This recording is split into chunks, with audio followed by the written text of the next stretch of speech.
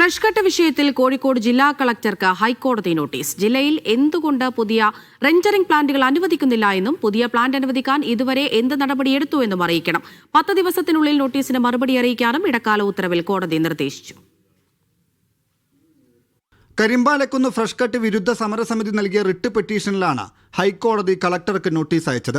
ദിനംപ്രതി 20 ടൺ മാലിന്യം സംസ്കരിക്കാൻ മാത്രമാണ് ഫ്രഷ് കട്ടിന് അനുമതിയുള്ളത്. എന്നാൽ ശേഷിയുടെ അനേകമിരട്ടി മാലിന്യമാണ് ഓരോ ദിവസവും കമ്പനിയിലേക്ക് എത്തുന്നതെന്നും ഇതാണ് ദുർഗന്ധവും മാലിന്യ പ്രശ്നവും രൂക്ഷമാക്കുന്നതെന്നും പ്രദേശവാസികൾ ആരോപിച്ചിരുന്നു. മാനദണ്ഡങ്ങൾ പാലിച്ച് നിർദ്ദിഷ്ട ശേഷിയിൽ പ്രവർത്തിക്കുന്ന 15ഓളം പ്ലാന്റുകളുള്ള മലപ്പുറം ജില്ലയിൽ മാലിന്യ പ്രശ്നങ്ങളില്ല എന്നും സമരസമിതി ചൂണ്ടിക്കാട്ടി. 2018-19 കണക്ക് പ്രകാരം കോഴിക്കോട് ജില്ലയിൽ പ്രതിദിനം 92 ടൺ കോഴിയറവ് മാലിന്യം ഉണ്ടാകുന്നുവെന്ന് കളക്ടർ രേഖാമൂലം ഹൈക്കോടതിയെ അറിയിക്കുകയും ചെയ്തിരുന്നു.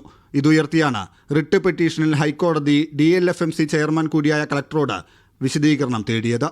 ജില്ലയിൽ പുതിയ പ്ലാന്റുകൾ അനുവദിക്കേണ്ടത് അടിയന്തര ആവശ്യമാണെന്നിരിക്കെ അത് അനുവദിക്കാത്തത് എന്തെന്ന് കളക്ടർ വിശദീകരിക്കണം.